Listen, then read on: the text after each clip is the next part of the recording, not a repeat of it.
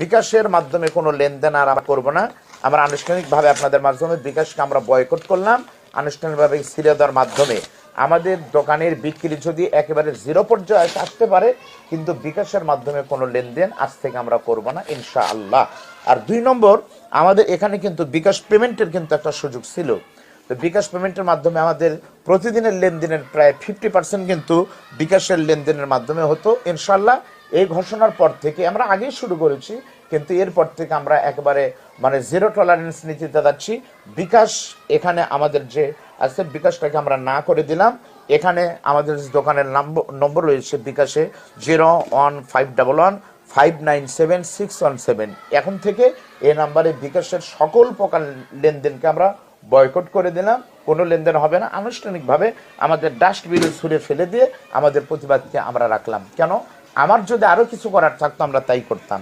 কারণ নবীজি সাল্লাল্লাহু আলাইহি সাল্লাম বলেছেন, যখন কোনো অন্যায় দেখবে ইসলামের বিপক্ষে, তখন তুমি সেটা হাত দিয়ে বাধা দাও। ফাইন লাম ইয়াস্তাতে, তার সম্ভব না হলে ফাবি লিসানিহি, তুমি মুখ দিয়ে প্রতিবাদ করো। ফাইন লাম ইয়াস্তাতে, তা না হলে ফাবি কলবিহি, অন্তরে ঘৃণা করো।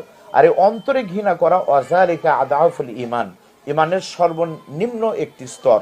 প্রিয় ভাইরা, এই CNN এর রিপোর্ট অনুযায়ী কিন্তু এই মানে ব্র্যাককে প্রায় 2 মিলিয়ন টাকা বাংলাদেশে ট্রান্সজেন্ডার বানানোর জন্য এই আন্তর্জাতিক চক্রান্তের অংশ হিসাবে দিয়েছে। কারা এই টাকা পেয়েছে? ব্র্যাকের এই শিক্ষকের প্রতিবাদের মাধ্যমে ব্র্যাক তার চাকরি শেষ করার মাধ্যমে ধরে নিয়েছি এই দেশে ইসলাম বিরোধী সবচেয়ে বড় এজেন্ডা বাস্তবায়নকারী ব্র্যাক। সুতরাং ব্র্যাকের যে আরং প্রতিষ্ঠান রয়েছে, আরঙ্গের সমস্ত পণ্য, আমাদের দোকানে আরঙ্গের বহু প্রোডাক্ট কিন্তু চলতো, আরঙ্গের কোনো পণ্য আমরা উঠাবো না। ব্র্যাকের সাথে কোনো সম্পর্ক নাই। আসুন এভাবেই করে ইতিমধ্যে 2 দিনে তাদের লেনদেন কিন্তু তলানিতে পৌঁছে গেছে। সকল ক্ষেত্রে আমরা ইসলামের পক্ষে থেকে আমাদের প্রতিবাদকে জোরালো করি। আবার আমরা বলি, আসিফ স্যারের সাথে আমরা আছি, আমরা শিক্ষা চাই, কিন্তু ইকরা বিসমি রব্বিকাল্লাযী খলাক, আমরা আল্লাহর নামের শিক্ষা, নৈতিকতার শিক্ষাই চাই। ইতিমধ্যে মাননীয় প্রধানমন্ত্রীর নির্দেশে আমরা দেখেছি যে একটি তদন্ত কমিটি হয়েছে।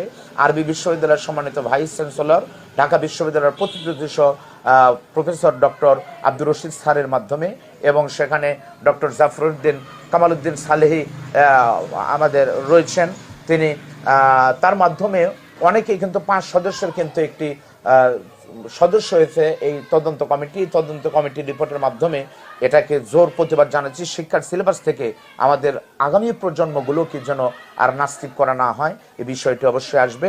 সকলে আসুন আমাদের ইসলামের পক্ষে নিজ নিজ জায়গা থেকে প্রতিবাদ আমরা সোচ্চার হই। আল্লাহ পাক আমাদের সবাইকে তৌফিক দান করুন। আমি রাসূবার সব থেকে আজকের মতো বিদায় নিচ্ছি। আসসালামু আলাইকুম ওয়া রাহমাতুল্লাহি ওয়া বারাকাতুহু।